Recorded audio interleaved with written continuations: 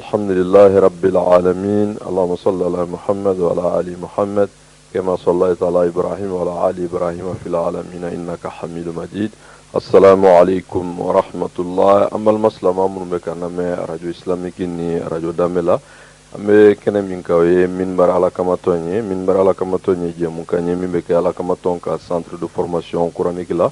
Allah Ta'ala ka dɛmɛ kɔnɔ baara ninnu bɛ tɛmɛ radio danbe la araba o araba sɔgɔmada fɛ 9h30 ka se 10h30 ma ka da jɛmukan nafa kan ayiwa an y'a kanu Ala ka dɛmɛ kɔnɔ ka latɛmɛ radio islamique ni radio danbe la ayiwa an ka diinɛ ɲɛmɔgɔ n'o de ye au conseil islamique président n'o ye Alhaji Mamudu Diko ye au conseil islamique de ye silamɛ kulu bɛɛ min ye a diinɛ ɲɛmɔgɔ a n'a karamɔgɔ a n'a alimamiw a n'a seku a n'a tɔnkulu bɛɛ lajɛlen olu bɛɛ lajɛlen faralen ɲɔgɔn kan kuluba min kɔnɔ n'o de ye au conseil islamique Ala Ta'ala ka dɛmɛ kɔnɔ a ɲɛmɔgɔya o kalifalen no maa min ma o y'an karamɔgɔkɛ a n'an ka alimami n'o ye Alhaji Mamudu Diko ye ayiwa an ye ale de wele kun ye min ye komi an bɛɛ lajɛlen ma dɔn minbar alakamatɔn ka laɲini ye fɛn damadɔ ye min ye kunnafoni dili ye silamɛya hukumu kɔnɔna la ani diinɛ yɛrɛ bɛ se ka faamu cogo min basigi ni lafiya kɔnɔ o hukumu kɔnɔna la sa an karamɔgɔkɛ a n'an ka alimami wagati ni wagati fɛn o fɛn n'o bɛ tali kɛ silamɛya laseli la ani ka kunnafoni sahalen na se silamɛw ma ani jamanadenw ma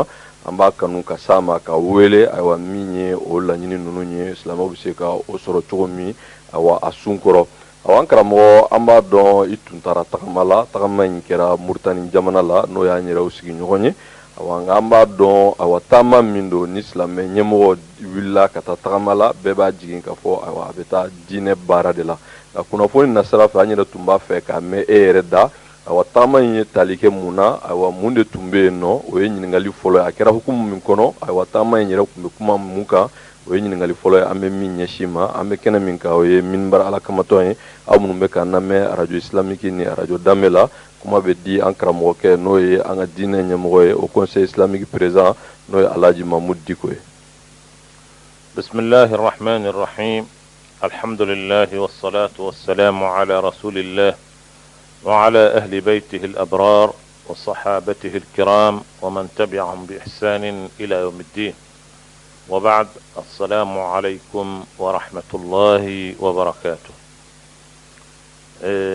كرموان بفلوك بركة الله كألفو كأولين منه كصلي على كرم محمد صلى الله عليه وسلم أن كربين أسمعوا أناجي نقوم بلجلي كان يني الله سبحانه وتعالى في ألك من صوابهم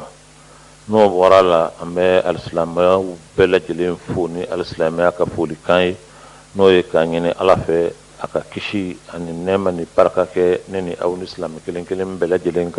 يا رب العالمين. جندو أن ترى موريتاني تالين كراكا تا ولد جابي wele min ni an balima Muritani kaw y'o ɲɛsin an ma kulu bɛ Muritani kulu min n'a bɛ wele ko Jama'iyatul Mustaqbal o ye association islamique de association islamique belebele don min bɛ Muritani ka fara Muritani ministère min n'o bɛ ayiwa diina ko kibaruya la o fila ka wele don an taara wele min jaabi wele in a ɲɛsira anw ma cogo min an nana sɔrɔ a ɲɛsira silamɛ ɲɛmɔgɔ caman ma Senegalkaw kun welela ayiwa Côte d'Ivoirekaw kun welela Beninkaw kun welela Jazairikaw kun welela n'o ye Algérikaw ye ani Marokɛnw Magan alimamiba n'o ye Salih ben Abdallah ben Humaid ale kun b'a kɛnɛ kan Sudanɛw ka ayiwa karamɔgɔba n'o bɛ wele ko Docteur Issam El Bashir o kun b'a kɛnɛ kan ayiwa ani Misrakaw ka wajulikɛlaba ani Palestinekaw ani Urdunkaw ani jamana caman mɔgɔw o bɛɛ welela a bɛɛ ye diinɛ ɲɛmɔgɔw ye ani da'wakɛlaba minnu n'olu dɔnnen don diɲɛ kɔnɔ ayiwa olu don n'o ye ayiwa an karamɔgɔba n'o ye Yusuf al-Qaradawi o fana ka ciden kun bɛ kɛnɛ kan olu mɔgɔw olu de welela ka taa fara ɲɔgɔn kan anw bɛ wele ka taa don min tiɲɛ yɛrɛ la an kun m'a dɔn k'a fɔ ko nin bɛ welela an kɔni welela an sigiɲɔgɔnw don an ko an bɛ taa wele lamɛn nga antara soro ko min do ko badedu min ye ko tikaw yo fana ka delegation kumbe o ka ministre danga min be dina ko kibarala o fana kumba keneka nim bedde wilila ka ta fara nyonga aywa ka ta sigi ka kuma conférence kumbe boli fam min ka tem bayre kunye mi o ye alwasatiyya o ye jumɛn diina a faamuko ɲuman o de ye alwasatiyya ye barisa bɛɛ lajɛlen b'a dɔn bi k'a fɔ kuma caman de bɛ fɔ diina kun kan Mauritanie ani anw yɛrɛ ka jamana ani Algérie ani jamana wɛrɛ camanw bɛ yen bi ayiwa ŋunuŋunu kuma caman bɛ u nɔfɛ k'a fɔ min ye ayiwa dantɛmɛ wale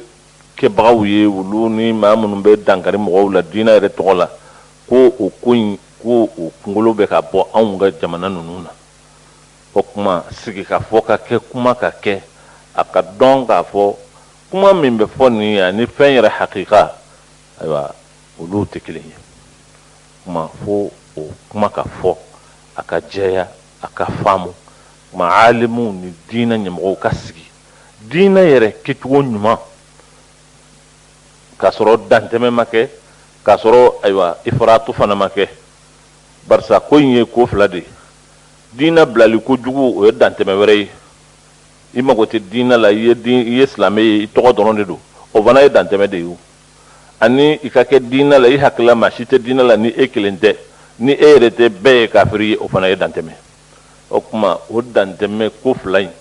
min t'a kɛ k'a ɲɛ olu ka dantɛmɛ ani min b'a kɛ k'a dantɛmɛ olu fana ka dantɛmɛ furancɛ min b'u ni ɲɔgɔn cɛ ka ko in kɛ camancɛ ye k'a kɛ hakɛ ye o de bɛ wele ko alwasatiyya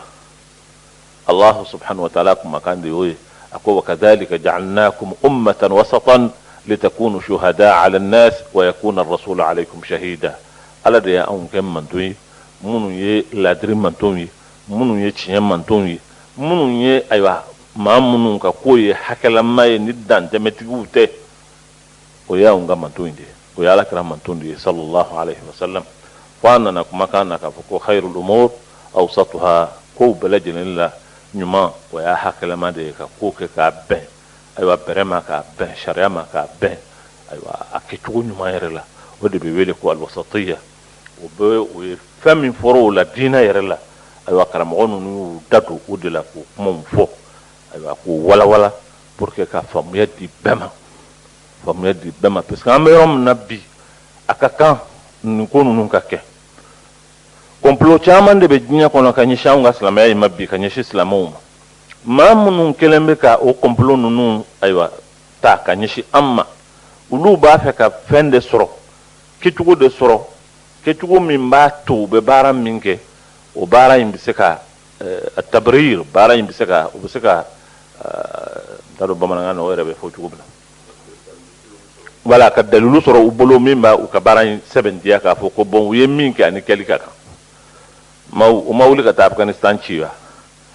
u ye fɛn dɔ de ɲini ka dalilu dɔrɔn ɲini u taara ka taa Iraq ci u ye nkalonw dɔ de tigɛ dɔrɔn k'o fara ɲɔgɔn kan k'o kɛ dalilu y'u bolo parce que silamɛ jamana caman bɛ yen bi u ɲɛsinnen bɛ jamana minnu ma u b'a fɛ dɔrɔn ko dɔ ka kɛ ko min n'o bɛ se ka fɛnkɛ u bolo u ka se ka sira sɔrɔ ka taa silamɛya min bɛ yen k'o ci bɔgɔbɔgɔ k'o tiɲɛ o de bɛ wele ko tabiri donc il faut que silamɛw ka hakili sɔrɔ silamɛw ka kɛguya silamɛw k'a faamu maa min b'a fɛ ka i dun ayiwa i kana sɔn a k'i sumusumu n'ale y'i sɔrɔ a b'i dun k'i ban ka n'i bolo d'a ma a k'a sumusumu n'a ma fara k'i sumusumu a bɛ min ɲini n'o ye dumuni ye a b'o kɛ o ko de bɛ sen na ka silamɛw lasɔmi ka silamɛw lakekuya ka silamɛw ayiwa u k'a faamu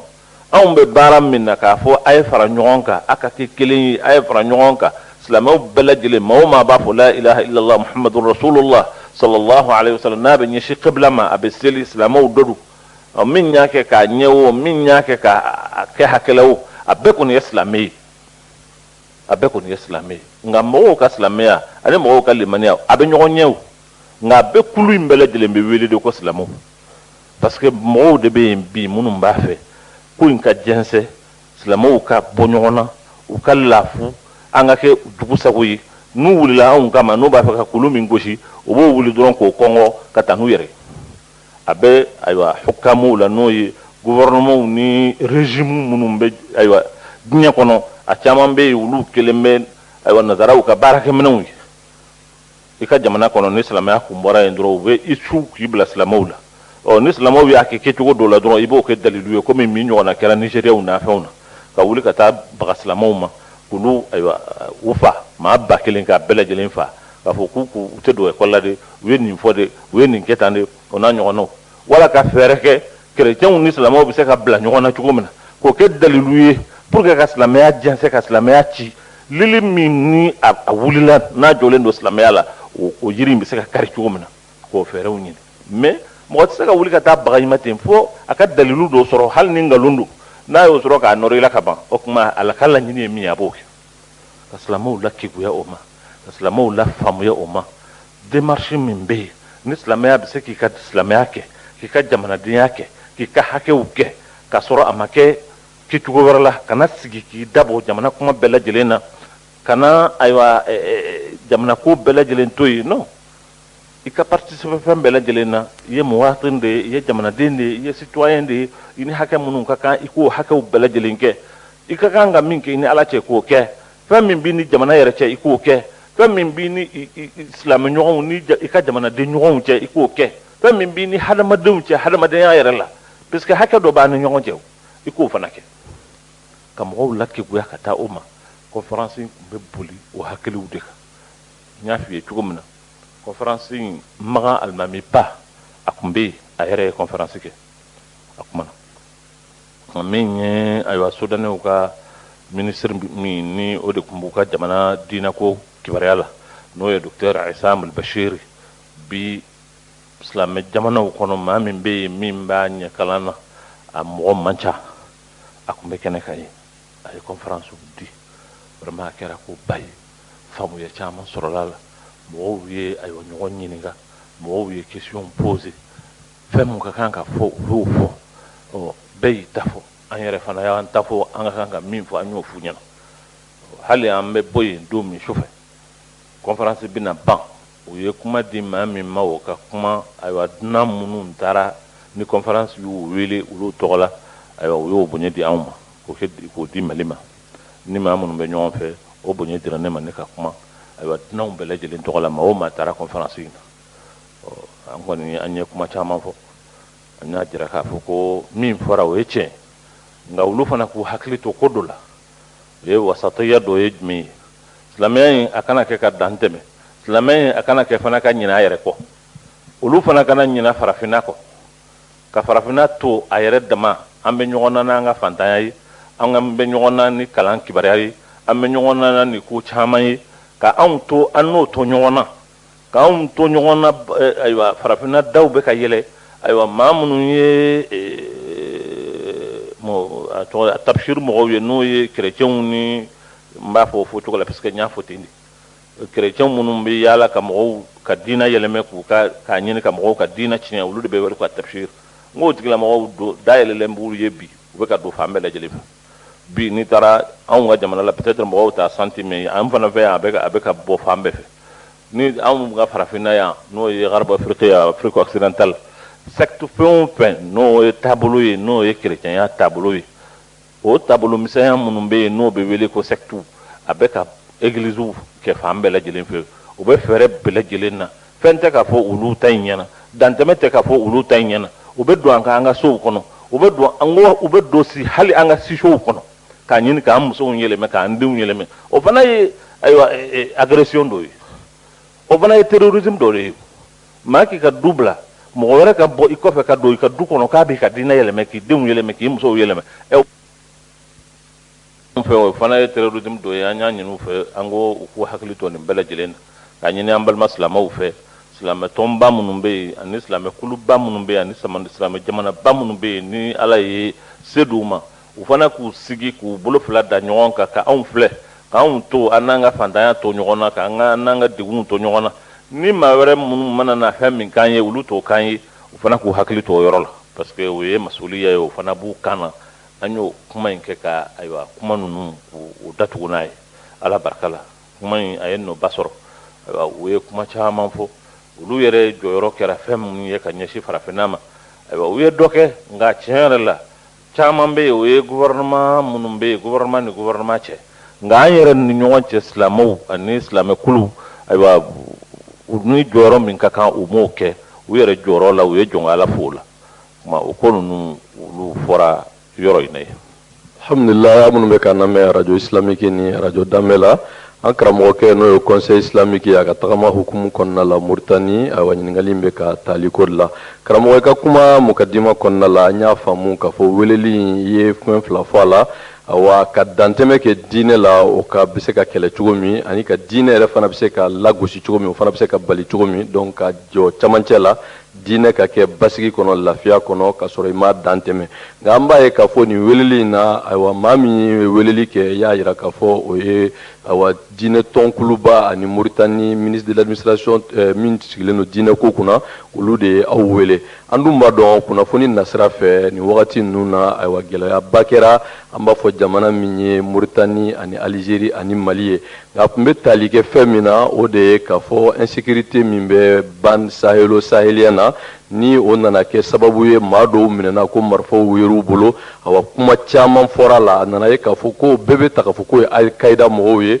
silamɛya dantɛmɛ mɔgɔw est ce que olu intox minnu filɛ nin ye an tun b'a fɛ k'o yɔrɔ in walawala parce que politique kow donna la Faransi gouvernement n'a président da donna la kuma caman fɔra la nka information minnu bɛ di jamana kɔfɛ o ko ninnu bɛɛ bɛ tɛli kɛ maaw la ko maa minnu ye silamɛya diinɛ gɛlɛntigiw ye ko marifa b'u bolo bɛ bin mɔgɔw kan yala bandiya diɲɛ kɔnɔ dɔrɔgu feere ani marifa feere ani silamɛya fɛn kelen don ou bien fɛn kelen tɛ komi aw ye diinɛ ɲɛmɔgɔ ye k'o walawala silamɛw ka se ka nin ko ninnu bɔ ɲɔgɔn na cogo min na o ye ɲininkali ye an b'a fɛ ka min ɲɛsin ma nin tagama ye hukumu kɔnɔna la. Wala i ye min fɔ tiɲɛ don o bɛɛ bɛ don ko in kɔnɔ o de la silamɛ maa o maa bɛ kuma silamɛya kun ka bi n'a ka kuma bɛ mɛn diɲɛ ɲɛfɛ a bɛɛ lajɛlen n bɛ a kɛnɛ ka ye n y'a f'i ye cogo min na Magan Alimamiba tun bɛ yen wajulikɛlaba minnu bɛ yen n'olu dɔnnen don diɲɛ kɔnɔ ni u ka kumakan bɛ mɛn ka da u ka faamuya ni danaya min b'u kan olu caman tun b'a kɛnɛ ka ye a bɛɛ kun ye jumɛn ye Algérie tun bɛ yen Maroc tun bɛ yen an yɛrɛw fana welela kuma in ye kuma dɔ de ye il faut que a ka walawala a ka faamu i y'a fɔ cogo min na bi hali ni maa min n'u ye maa min kunbɛn soforo la ayiwa ni marifa b'a bolo walima fɛn wɛrɛ b'a bolo n'a minɛna a bɛ fɔ ko silamɛ dantɛmɛwale tigiw dɔ don o kuma ninnu tɛ tiɲɛ ye anw b'a fɛ ko o fana ka faamu o fana ka dɔn o kuma ninnu tɛ tiɲɛ ye maa caman bɛ minɛ bi a bɛ minɛ Sahara kɔnɔ a bɛ minɛ yɔrɔ wɛrɛw la bandiw don drogue feerelaw don marifa feerelaw don bigo m'u bila yen o tigilamɔgɔw ka na u ni silamɛya kun kɛ kelen ye ka u nɔrɔ ko ɲɔgɔn na o ye fɛn ye min ka kan ka fɔ a ka faamu vraiment o ko ninnu ka faamu a ka dɔn kuma in fana conférence in a kɛ kun y'o fana de ye o de la a thème yɛrɛ ye central ye wasatuya de kɔrɔ ye ka silamɛya kɛ k'a kɛ k'a sɔrɔ i m'a dantɛmɛ k'a kɛ k'a sɔrɔ fana ayiwa a ma nagasi kuma a ka kɛ hakɛ la min ka kan ka kɛ i ni jamana cɛ i k'o dɔn min ka kan ka kɛ i ni mɔgɔw cɛ i k'o dɔn min ka kan ka kɛ i yɛrɛ ka ayiwa diinɛ kɔnɔ i k'o dɔn fɛn dɔ bɛ yen i b'o gɛlɛya k'a sɔrɔ gɛlɛya kun tɛ fɛn dɔ bɛ yen i yɛrɛ mago t'o la k'a sɔrɔ i ka kan k'i janto o la a bɛɛ bɛ kɛ de ni diinɛ faamuna k'a ɲɛ kuma nka kow fana ka u ka bɔ ɲɔgɔn na a tɛ se ka kɛ diɲɛ kɔnɔ bi maa o maa n'a yɛrɛ diɲɛ kɔnɔ ni dɔrɔgu de yer'i bolo k'o ye silamɛ ye ni marifa de yer'i bolo k'o ye silamɛ ye o tɛ se ka kɛ o tɛ se ka kɛ n'o ma walawala ka bɔ ɲɔgɔn na bin bɛ kɛ mɔgɔ kan ayiwa tɔɲɔni bɛ kɛ silamɛya kan parce que silamɛya tɛ se k'o bɛɛ ta o c'est pas vrai silamɛya de bɛ kojugu kɛlɛ silamɛya bɛ dɔrɔgu kɛlɛ silamɛya bɛ binkani kɛlɛ silamɛya i ka taa bin mɔgɔw kan k'u fa silamɛya b'o kɛlɛ aw tɛ se ka mɔgɔw kunbɛn Sahara kɔnɔ ko u kunbɛnna yen dama ko o b'u kɛ silamɛw dɔ ye non o kuma ninnu tuma dɔw la tiɲɛw tɛ fɛn caman bɛ yen ani a tiɲɛ yɛrɛ tɛ kelen ye donc fo nin bɛɛ ka walawala a ka dɔn a ka faamu o de fɔra ayiwa conférence in bon min kɛra gɛlɛyaw ye n'o donna an ka jamana ninnu ni ɲɔgɔn cɛ tiɲɛ yɛrɛ la ne yɛrɛ journalistes ye ne ɲininka a kuma na ne ma sɔn ka n da don a kuma la ne ko n ko fɛnw bɛ yen o tɛ anw ka kuma ye o ye jamana ni jamanaw ka kuma ye o ye jamana ka relation ka kuma ye min ya anw ni Mauritanie ni mbala ni tala anw jelendu jamana denw woni ka kiliya foy ma do ani ɲɔgɔn cɛ anw ka jamanaw be ɲɔgɔn sira taama foy ma kɛ la preuve ne filɛ nin ye Mauritanie ayo ne ma dɔn yɛrɛ k'a fɔ ko ayiwa mankan b'a ni ɲɔgɔn cɛ o tɛ dɔn yɛrɛ o tɛ dɔn o tɛ ye anw ka jamana fila anw ka relation na mais dɔn ninnu ye politique kunda fɛnw ye minnu bɛ gérer ni agenda wɛrɛw ye olu gestion o bɛ kɛ o yɔrɔw la ye fo mɔgɔw k'a faamu ani fɛn min bɛ peuple yɛrɛ fila ni ɲɔgɔn cɛ n'o ye jamanadenw fila ni ɲɔgɔn cɛ u bɛ don ɲɔgɔn kan bɔ ɲɔgɔn kan foyi ma bɔ o la foyi ma k'o la mɔgɔw m'a dɔn yɛrɛ k'a fɔ ko kɛra mɔgɔw bɛ Mauritanie yɛrɛ ye mun t'a dɔn k'a fɔ ko olu ka ambassadeur welela yɛrɛ. التقضي بها في خشوع أخي إن ذرفت علي الدموع وبللت قبري بها في خشوع فأوقد لهم من رفات الشموع وسيروا بها نحو مجد تليد فأوقد لهم من رفات الشموع وسيروا بها نحو مجد تليد وسيروا بها نحو مجد تليد.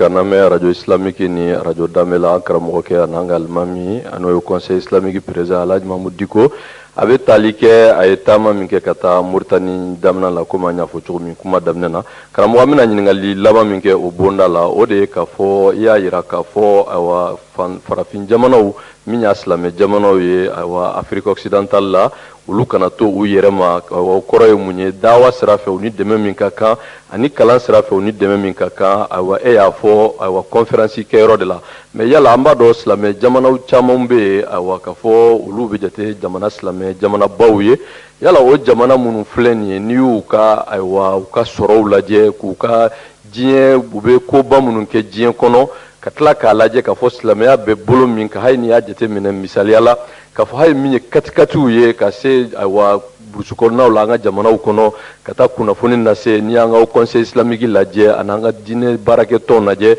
i bɛ taa sɔrɔ o gɛlɛyaw bɛ yen min ye kalan sira ye o de ye ko in yɛrɛ fanba ye n'i y'an ka kalan lajɛ min bɛ tali kɛ ayiwa tubabu sira fan fɛ o ye kuma wɛrɛ mais min yɛrɛ bɛ tali kɛ an ka diinɛ kalan yɛrɛ fɛ komi i da magara la an ka sigida tɛmɛnen ninnu na yala o babu fana na est ce que aw m'a lajɛ sa a ka bɔ kuma dɔrɔn na ka wuli ka s'u ma ka débat yɛrɛ k'a la ayiwa e n'a sɔrɔ u bɛ interpeller min ye silamɛ jamanaw ye avec des mesures des propositions concrètes u bɛ se ka aw dɛmɛ sira min fɛ nin baara ninnu na yala o hakilila ninnu fana o b'aw bolo wa. o hakilila b'an bolo an n'o ye a kumaw fana kɛ i yɛrɛ y'a fɔ cogo min na ko in bɛ yɔrɔ min na diɲɛ kɔnɔ a tɛ se ka kɛ kuma dama ye fo fɛn dɔ ka kɛ concrètement nka sanni fɛn ka kɛ f'i n'a tigiw ka ɲɔgɔn ye a ka kuma a ka ɲɔgɔn faamu fɔlɔ anw yɛrɛ ka jamana de kun dɔnnen tɛ tuguni silamɛya fɔrɔ minnu bɛ diɲɛ kɔnɔ ani silamɛya kunkanko bɛ fɔ yɔrɔ minnu na mali kun tununa na o anw kun tununa de tiɲɛ tiɲɛ yɛrɛ la fɛn caman bɛ kɛ an tɛ wele an tɛ bɔ a kalama an tɛ bɔ foyi sɛrɛ ma mais o kɔni o ye anw fana n'o ye parce que hadamaden n'i fana ma wuli k'i jɔ i k'i sinsin ala kan so ma i yɛrɛ kun kan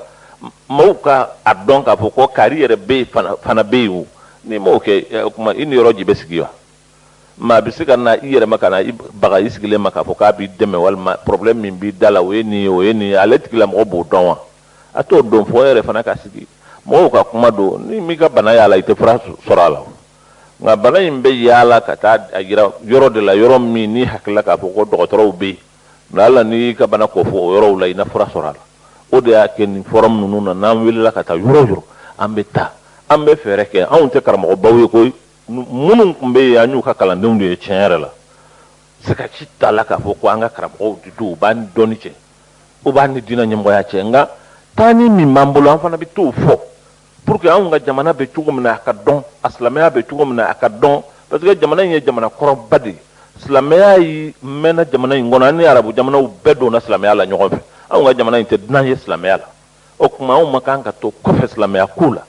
nka mɔgɔ i fana b'i yɛrɛ yira i b'i yɛrɛ kofɔ o de la anw ma dan ayiwa ka taa conférencew dama la an yɛrɛ bɛ ka dabali tigɛ an fana bɛ conférence kɛ cogo min conférence min n'a tɛna dan anw yɛrɛ ka jamana na jamana minnu filɛ nin ye n'u bɛ k'an lamini n'o ye Sénégal ni ayiwa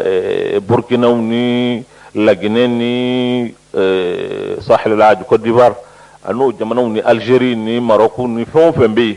anye contacté tani ni ka représentant be ma mun betina nyam wala ou ka adresse ou soro ka contacté kunu ye ka dombaya ka nu che pour que na on fana conférence ke do mi amse ko be wele ou kanna parce que an ga jamana makanka ke jamana ye min donente bi dinya islamia kunda ka foko rôle chitambolo foni mawi organisation ke we conférence ke o ban wele am tansi mali makanka kete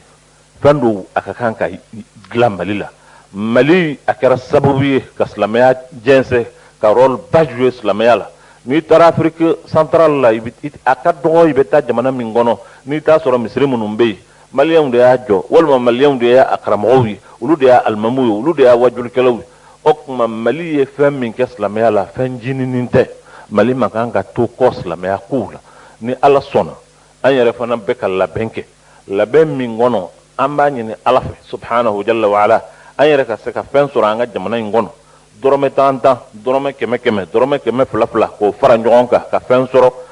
ka conférence ke an yere ya ka mo wele u benna ni biye min ko sara u be jigi hotel min na ko sara u be dumuni min ke ko sara u wele anu ka sigi islamaya ngankun fe min ba la ko nyefo an yere problème no ban fe an ni mo ko sigi ni mo ya ton ka fo ka u be jamana min na u be siriye la u be bara min na bara ye sebeyi aw yere keleme ka islamaya min sara la abe teri sere soro aw yere la abe de men ba soro aw yere la o bara la benendo an fe ni Allah subhanahu wa ta'ala sona ni ala jananayi anya kulu sigi min be ka hakili jakabo ke kuinga o kuma o warko be se ka soro sram num fe anyo o bara u fana jatemne ni alamma anga jonya joanga dimanche min menna amena lancement ke no ye ka islamo wele u fara nyonga aw yere ka jamana kono problème num be ka ta ko dukola ani kuma warawula hakilna munum be ani dernière information munumbe no yokuna foni laba munumbe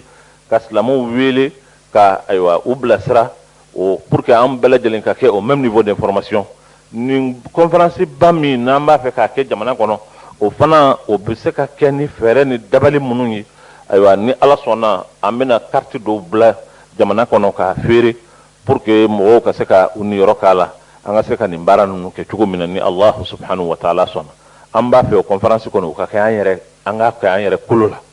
ibe mawile ere kata warnyine mo wara fe u ka di mai kasoro ka mawile ibara bo o bise ka kenga amba fe nyere la anga conférence aka bo yere wula jamana dembele jelen ka keme naka keme fla nanga keme nanani ango ke ka aywoni namba nunu wile nya fo maga alman baye ne daire la ka fo ni ala sona mba fe ka wile aka na malla akoni ala sona na wile la ni wile serama insha Allah ba bena o nga o wele mi se ka sama se tumi to anga teme sirawu anni jamana ka biala anni gouvernement ka biala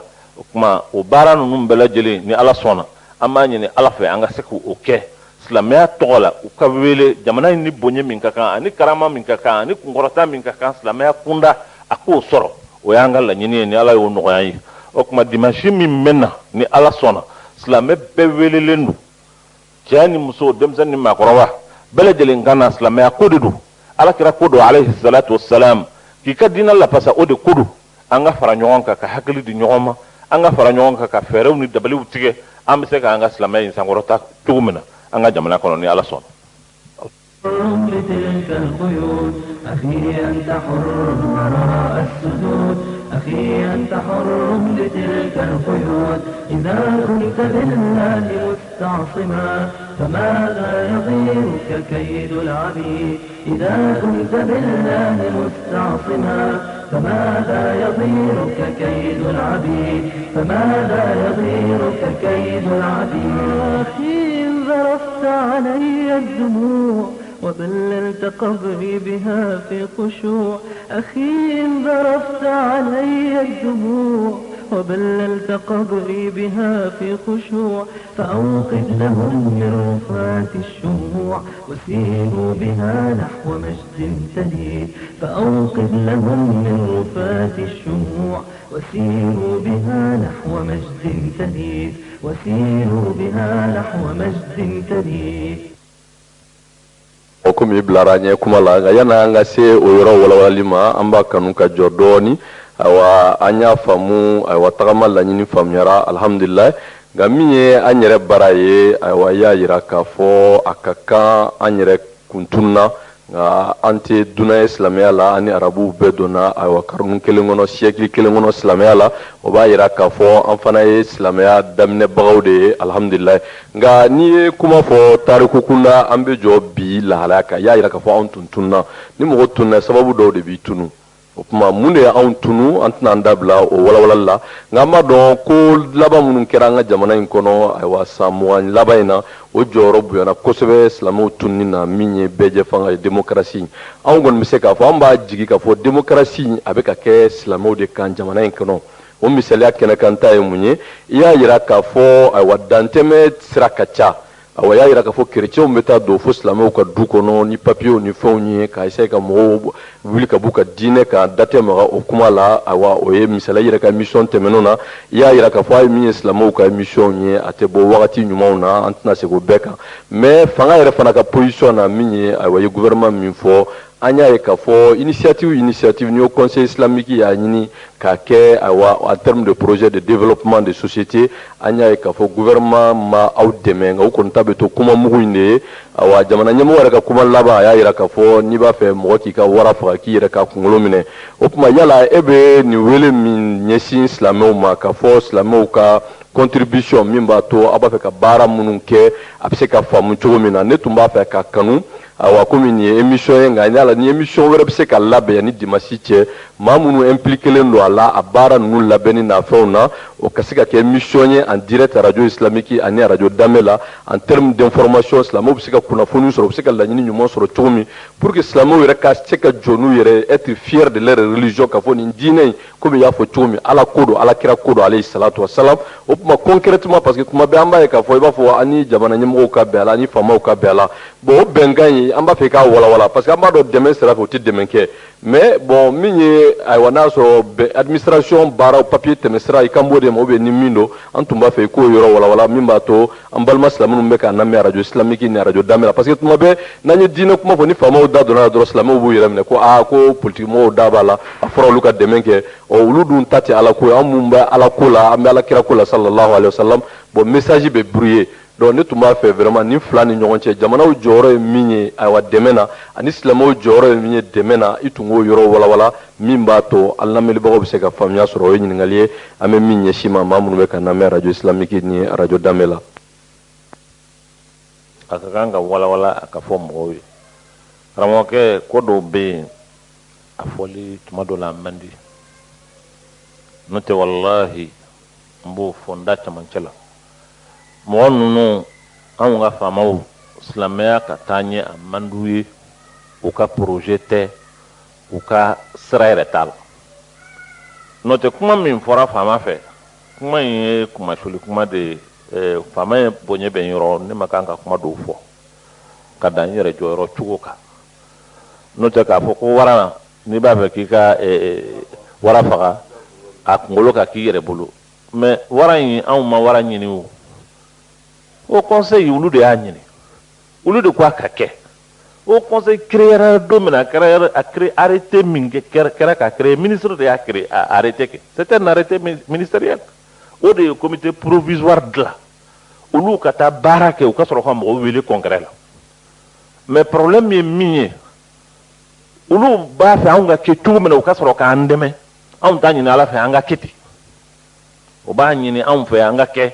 ka ala janfa ka kira janfa k'an ka diinɛ janfa n'o kɛra tuma min u bɛ na sɔrɔ k'an dɛmɛ n'o de don o kuma dɛmɛni bɛ dabila walima anw bɛ bɔ o conseil la problème b'o yɔrɔ de la ne t'a fɛ ka se o yɔrɔ de la mais o de ye tiɲɛ n'o tɛ bilahi o m'an dɛmɛ n b'o fɔ mɔgɔw k'a faamu an bɛ o conseil min na téléphone min bɛ sara ji min bɛ sara planton min bɛ sara secrétaire min bɛ yen n'o bɛ courrier enregistré n'a sigilen bɛ yen o min bɛ sara anw de b'a sara o dɔrɔmɛ kelen gouvernement ta di n y'a dabɔ a kama o don ka kuma in fɔ n b'a dɔn ni n kumana a bɛ n jaabi pour que maliyɛnw ka kɛ seere ye o de la ne y'a fɔ a ye n ko in dilanlen don ko ba don ka se n t'a kɔrɔ gouvernement min ko a y'a dilan ka yamaruya di a ka dilan gouvernement tɛ dɔrɔmɛ kelen di a kun kɔrɔ silamɛ minnu tulo b'an na olu hakilila k'a fɔ gouvernement de b'an dɛmɛ olu de bɛ wari di ayiwa o kuma anw bɛ nin fila ni ɲɔgɔn cɛ o de la ne ye kuma in fɔ pour que a ka kuma in ka kɛ seereya ye jamanaden bɛɛ lajɛlen k'a mɛn a yɛrɛ kumana bɛɛ y'a mɛn o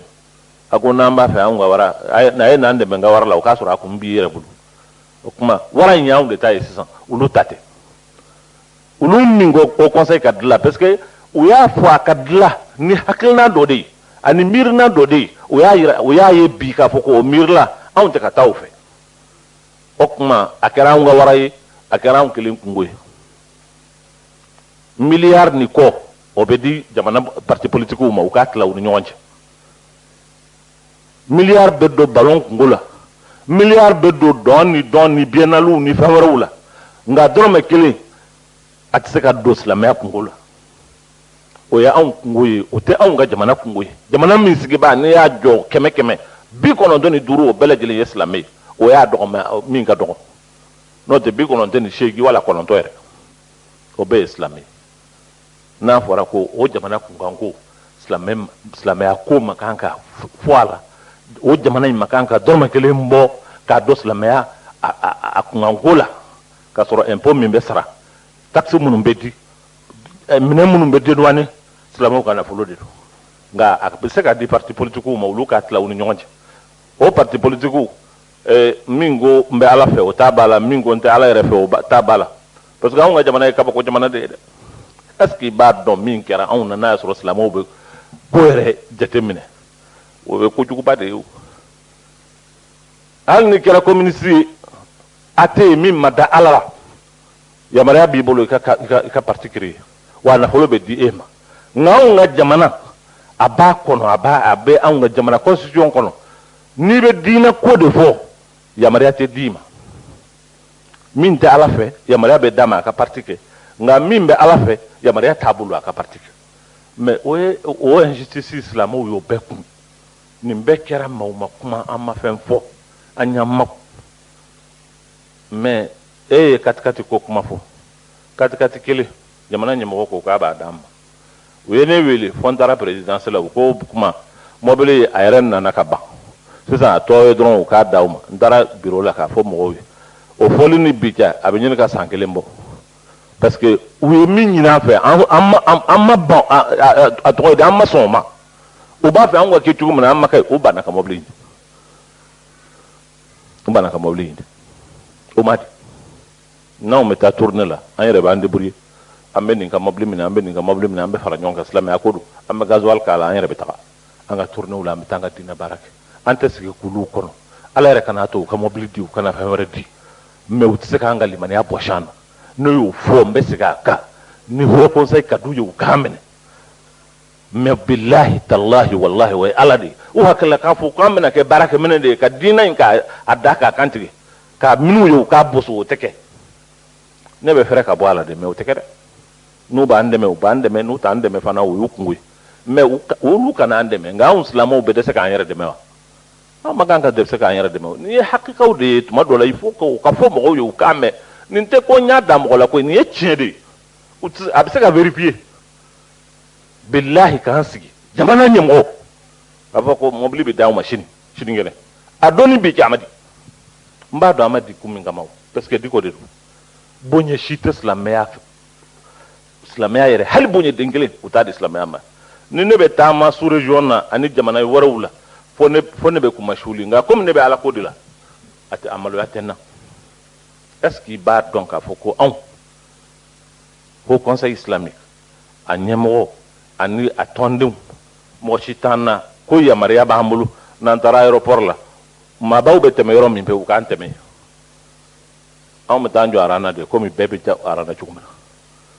bonya si tɛ yen bamakɔ alimami ba n'a taara aéroport la bi a bɛ t'i jɔ arana komi maa wɛrɛ b'i jɔ cogo min na bonya si tɛ silamɛya ye ni yɔrɔ tɛ silamɛya ye ne yɛrɛ bɛ taama ten passeport simple de bɛ n bolo komi maa wɛrɛw ni maa minnu bɛ ɲɔgɔn kunbɛn ni o conseil islamique président don n'u taara u kunbɛn u bɛ taa u kunbɛn ministre kunbɛn yɔrɔ de la parce que o de ka kan o bɛ taa ne yɛrɛ kunbɛn yen nka u ɲɛ b'a la passeport min bɛ ne bolo o ye maa gansanw ka passeport de ye olu b'a fɛ ne ka taa n kun siɲɛ ka ban ala la ka ban a kɛra la u ka sɔrɔ k'o bonya in kɛ ne ye ne tɛ sɔn o ma o kuma o bonya in ka t'u bolo ni nana aéroport la yan bɛ tɛmɛ ni policiw de ye comme u bɛ n dɔn a dɔw bɛ boli ka na u bɛ n ka minɛnw minɛ président u bɛ n tɛmɛ mais n bɛ jɔ ara na n tɛ jɔ a la mun na n bɛ jɔ a la ala de ye olu ka dɔgɔyama ta to ko ne bɛ ban ka silamɛya baara kɛ mais k'a yiri la dɔrɔn de manière simple silamɛya ka fɛgɛn anw ka jamana in bolo cogo min a ka fɛgɛn an ka jamana responsable bolo cogo min olu tun b'a fɛ ka silamɛya da de ka kan tigɛ transition na u ye dɔ tigɛ a la u tun b'a fɛ k'a to ban k'a laban a to se a dan na o hakɛla ko anw bɛna jɛ n'o ye wa an tɛ jɛ n'o ye anw ye banni min kɛ dɔgɔyama in ni ayiwa k'anw marginaliser ka silamɛw kɛ fɛn fu ye jamana kɔnɔ k'a sɔrɔ olu de ni bonya ka kan k'o frustration ninnu bɛɛ créer mais attention k'u kɔlɔsi dɛ k'u kɔlɔsi ni k'i bɛ ala dɔgɔya k'a kira dɔgɔya ka diinɛ dɔgɔya wallahi i bɛ ko min na i tɛ bɔ a la ni ala ma dɔgɔya ma s'i ma an b'o fɔ n da camancɛ de la n tɛ hali yɛrɛ yɛrɛ fɔli la parce que o de ye tiɲɛ jamana in a service mɔgɔw jamana in a faama ils sont allergiques à l'islam silamɛya yɛrɛ n'i y'a fɔ a bɛ komi tasuma de min bɛ bɔ u kunkolo camancɛ la u t'a fɛ ka silamɛya bonya u mago tɛ silamɛya bonyani o de ye tiɲɛ ɔ kuma anw bɛ silamɛw de wele an yɛrɛ ka wuli ka jɔ an kolo la a n'an pasa la ala ye maaw kɛ mɔgɔ fu ye jamana in économie bɛɛ a fɛntigi bɛɛ maa o maa bɛ se ko la a bɛɛ ye silamɛ ye o kuma anw ma kan ka dulon olu la o mais fɛn dɔ bɛ yen o ye injustice de ye jamana kɔnɔ k'o ka fɔ institution minnu bɛ yan a collectivités ni assembléw ni fɛnw macaron de bɛ u ka mobiliw la a tɛ dédouaner mɔgɔ t'u ɲininka n'u taara aéroport la u bɛ bila mɔgɔbaw ka yɔrɔ la jamana alimamiba n'i ye bamakɔ alimamiba in ta n'a taara aéroport la sisan fo ni polisi dɔ ɲɛna a ma n'o tɛ disposition si tɛ jamana bolo k'a ni bonya ka kan u k'o bonya k'a ye a tɛ yen o alimami si tɛ yen o tɛ kɛ hali o conseil président ye hali o conseil président a tɛ k'a ye c'est pour te dire que silamɛya a t'u bolo da la u mago t'a la a bonya t'u yɔrɔ ni maa min ko k'a b'u yɔrɔ i bɛ kuma de fɔ ten mais bilahi an yɛrɛ ni ala cɛ an ye fɛɛrɛ bɛɛ lajɛlen kɛ ka lahalaya bɛɛ lajɛlen kɛ k'an ayiwa majigi bɛɛ kɛ pour que nin ko in bɛ se ka dilan cogo min na o ma se ka kɛ mais n'an ko k'an ni faamaw cɛ an b'o fɔ parce que an bɛ jamana de kɔnɔ jamana min n'an ka kan ka kɔlɔsili k'a la anw t'a fɛ an n'u ka se yɔrɔ dɔ la an t'a fɛ an n'u ka fɔ ɲɔgɔn kɔ an t'a fɛ fana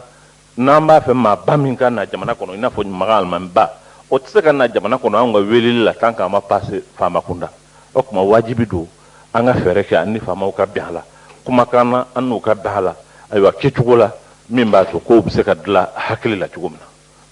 na.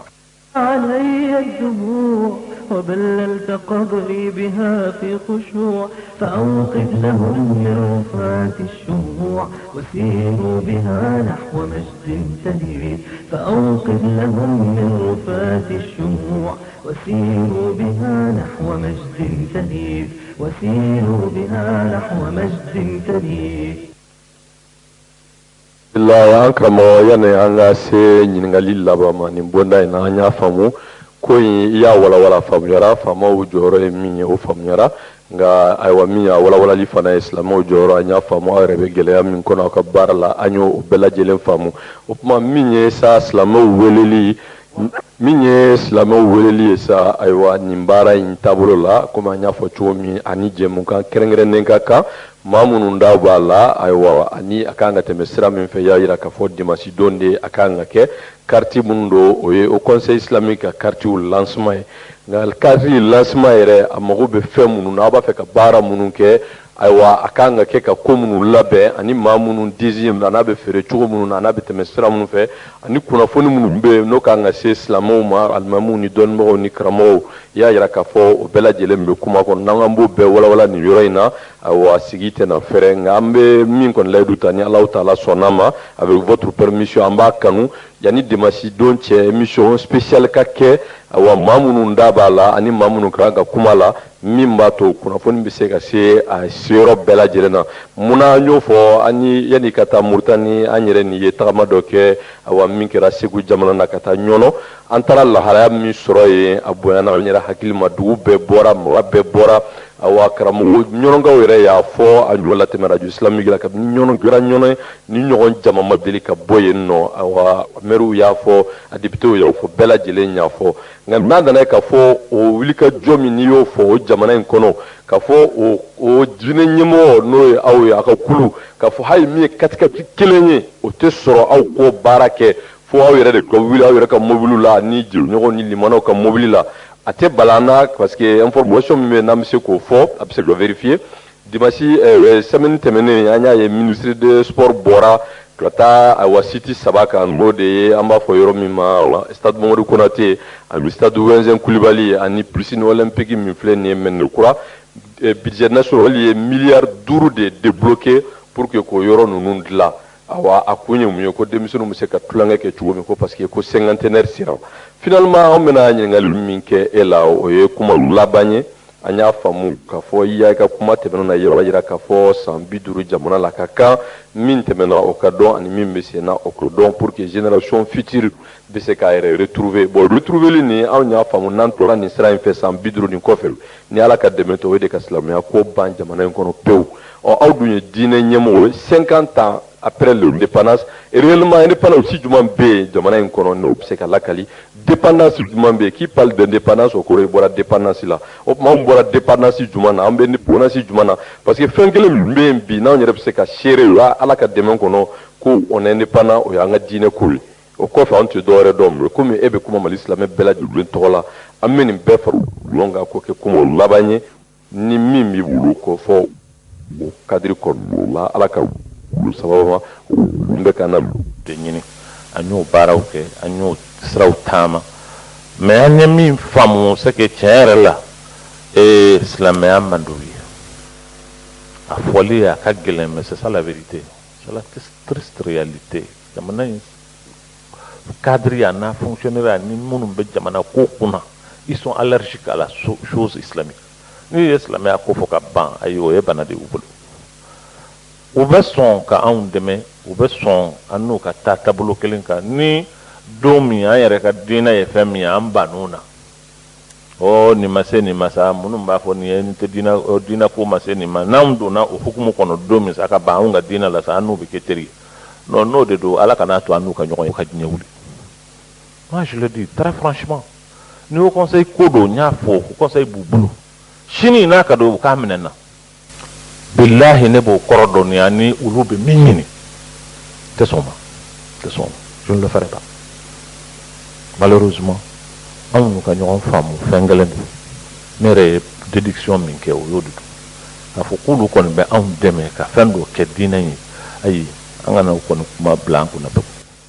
est ce que i b'a dɔn k'a fɔ ko hali terrain min dira anw ma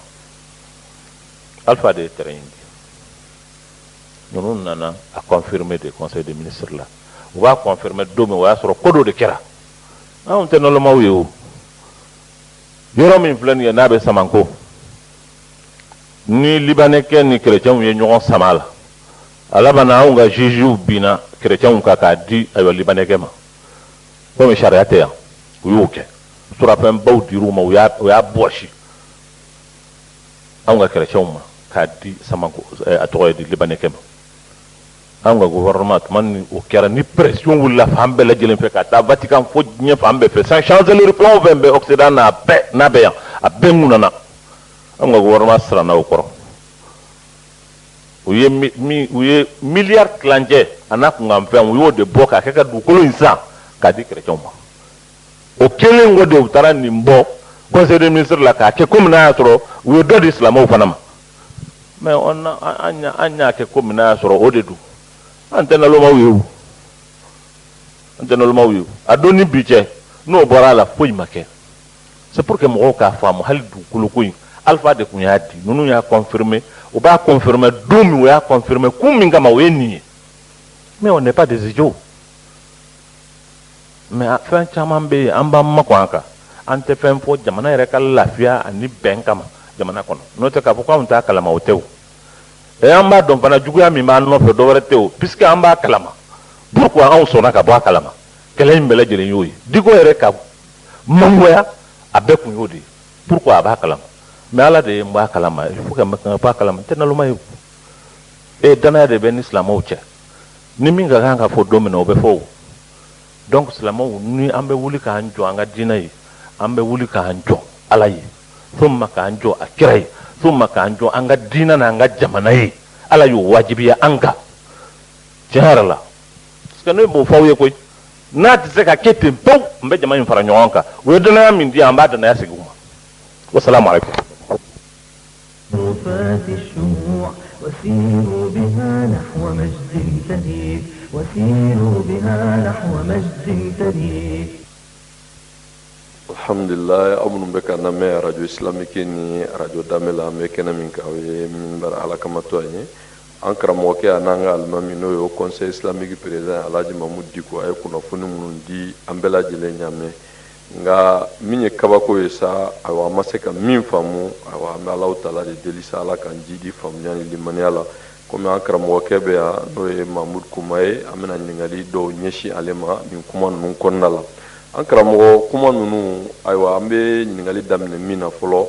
wode anga nyemo no islamo ka nyemo e aywa Alhaji Mahmoud Diko aya yira ka fo jamana ngono minye kabako ye awa jamana famaw ube miliyaru bo aywa mi ka tulonga yoro labɛn komi kuma sira ma cogo min n'o ye balontan kɛnɛ min bɛ yan n'an b'a fɔ ma Sadu Umaru Konate ani Wɛnzɛn Kulibali ani pisini min filɛ nin ye Mɛnɛkura k'a fɔ miliyari 5 o de taara faso kesuba kɔnɔ n'o ye budget ye ko k'o labɛn tulonkɛ kama san 50 aywa ko o ɲɛnajɛ hukumu kɔnɔna la nka silamɛw yɛrɛ bɛ lahalaya min na ani gɛlɛya min bɛ silamɛw kan ani jamanadenw kan o dogolen tɛ mɔgɔ si la jamana ɲɛmɔgɔw ka miliyari 5 ta tulonkɛ labɛnni kama u bɛ tila ka miliyari ta k'a di parti politikiw ma dun bɛɛ lajɛlen bɔ silamɛw ka impôt ani silamɛw ka sɔrɔ de la silamɛw dun olu de ye diinɛ jɔbaga ye olu de ye jamana jɔbaga ye ni gɛlɛya kɛra jamana kɔnɔ fɔ silamɛw de ma k'u ka duwawu kɛ sanjiko la ni mankan wulila ala man kisira fɔ silamɛw ma u ka duwawu kɛ awa k'a fɔ Mali alimamiba k'a fɔ hali n'o bɛ taa aéroport la bonya si to ye o bɛ jɔ aran na komi awa maa gansanw bɛ taa voyage la cogo min na min ye Mali silamɛw bɛɛ lajɛlen faralen ɲɔgɔn kan karamɔgɔw n'a alimamiw n'a dɔnnibagaw olu fana bɛɛ lajɛlen faralen ɲɔgɔn kan n'o ye conseil islamique ye olu ka ɲɛmɔgɔ n'o ye Alhaji Mahmoud Diko a fana bɛ jɔ aran na o cogo kelen na nka min ye awa députéw ye ani jugew ni maa wɛrɛw ye awa makɛrɛw de b'olu ka mobili la komi o conseil islamique président y'a fɔ cogo min a tɛ dédouaner awa mɔgɔ tɛ se ka fili fiyew la nka min y'an ka alimamiw ye minnu y'an ka karamɔgɔw ye minnu y'an ka dɔnnibagaw ye awa da magara la k'a fɔ bonya foyi t'olu ye nin kuma ninnu bɛɛ lajɛlen awa an y'a faamu k'a fɔ nin kow ye kabako ye a bonyana an kɔni hakili ma nka an bɛ ɲininkali fɔlɔ min ɲɛsin an karamɔgɔkɛ ma n'o ye Mahmoud Koumaye ka silamɛw ka nafolo ta silamɛ jamana kɔnɔ k'u kɛ tulonkɛ ye ka sɔrɔ silamɛw bɛ gɛlɛya min na silamɛw bɛ ayiwa bɔ ka bin min na hali misiriba a kuran bɛ sara cogo min a ji bɛ sara cogo min na o dogolen tɛ mɔgɔ si la nka mɛn da ye mɛn tigila ye komi an karamɔgɔkɛ fana bɛ an b'ale ɲininka o tuma an ka ɲɛmɔgɔ ye kuma min fɔ ka fɔ ka jamana wari ta k'a don tulonkɛ la ka sɔrɔ silamɛya min n'o de ye jamana yɛrɛ sinsinnen don o kan k'o kɛ bolo kɔfɛ ko ye o tuma o ɲininkali fɔlɔ an b'o ɲɛsin Mahmoud Koumaye ma ale b'o ko in faamu cogo min a b'o ko ye cogo min na an minnu bɛ ka lamɛn radio islamique ni radio Danbe la. bismillahi rahmani rahim rabbi shrah li sadri wa yassir li amri واحلل عقدة من لساني يفقه قولي حمدا كثيرا طيبا مباركا فيه كما يحبه ربنا ويرضاه وصل اللهم على سيدنا محمد وعلى آله وأصحابه وسلم تسليما كثيرا. أما بعد أستاذ عيسى أمبي مسابين تنوكا بركدا كسلك ربينك صلى الله على محمد صلى الله عليه وسلم أنا كسيبونا كدنكيو أني مغمو توراو كوانين يوم يفوكتا سيجودو ما إيه نين كلمة بوكا بيسيسا أستاذ عيسى نمان كبالي أنا كداموكا يعني نكتمني كماي mbesegi ikanyini kalin kan folo o ye jumenye silame nafolo silame ka fantan kan nafolo empo sagaleo sete mogo minu ye ku ka waru fara nyogon kan kata odo klonke yorola anw ka jate la hadamaden ni i k'i ka dahirimɛ ni o nɔgɔyara i ye kuma min na de i y'o sɔrɔ k'o sabati i bɛ tulonkɛ e ma foyi kɛ fɔlɔ e ka dugu iziniw bɛɛ lajɛlen bi ka dafiri sécurité ko ɲɛ ma sɔrɔ o la kalan ko ɲɛ foyi ma sɔrɔ o la foyi ma sɔrɔ foyi la dun ka fa foyi ma ɲɛnabɔ a la balo bi ka da gɛlɛya fɛn bɛɛ lajɛlen bi ka gɛlɛya a ka kan ɲɛ ka ɲini olu de la fantanw ka nafolo ka taa ka don tulonkɛ la i ka da la ni a hakɛ y'i to yen diɲɛ na lahara jodo la a t'i to yen n'a hakɛ y'i to yen diɲɛ na lahara do a t'i to yen nin ye misiginɛw ka nafolo de ye fantanw ka nafolo de ye nin ye u bɛɛ lajɛlen bi ka fara ɲɔgɔn kan k'a ɲini dɔɔni dɔɔni cogo min na sugu kɔnɔna na ani dugu kɔnɔna na bɛɛ lajɛlen bɛ a dɔn ala ye e mɔgɔ min kɛ o ɲɛmɔgɔ ye u denw bɛ yen nɔ u bi u ka panw de ta k'a ɲu u kunna ka taa n'a ye ekɔlisow la dɔw bɛ yen nɔ u ka duw kɔnɔ hali sukaro tɛ don seriw la kuma ma se nɔnɔ ma silamɛw a ye to an ka jateminɛ kɛ ni an ɲɛ tugulen don a ye to an ɲɛ ka wuli an ɲɛ ka bɔ an ka kunu an ka jateminɛ kɛ tan min ye k'a don tulonkɛ la an bɛɛ lajɛlen b'a dɔn mɔgɔ min tilala o de kan ka tulonkɛ anw ma hara daminɛ yɛrɛ fɔlɔ n'anw y'an ka ko kɛ tulonkɛ ye nin bɛ fɛn dɔ yira an na Ustaz Isa bana dɔ bɛ yen nɔ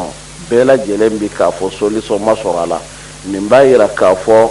san kun fila bɛɛ lajɛlen ye kelen ye an ka faamaw u ni ortemu bɛɛ lajɛlen da bɛ file kelen na ka jamanadenw bɛɛ lajɛlen ɲɛ yɛlɛ k'u kɛ tulonkɛla ye k'u fasa k'u kɛ jugu sago ye mun kosɔn u kana se ka foyi kɛ sɛbɛ dusuw kɔ bɔ hadamaden bɛɛ lajɛlen kɔnɔ nin bɛ o de yira an na o de y'a to kabini waati jan bɛɛ kumana ORTM ka ko la ni ORTM ni faamaw yɛrɛ bɛɛ lajɛlen ka taabolo ye kelen ye o ko bɛ ɲɛnabɔ wa ORTM b'i ta kɛ yan fɛ faamaw ta filɛ ka bila kɛnɛ kan nin nka an bɛ dugawu kɛ ala ka silamɛw kisi ala k'u ka nafolo kisi nka silamɛw n'u bɛ sunɔgɔ la u ka kunu n'u bɛ junkɔn na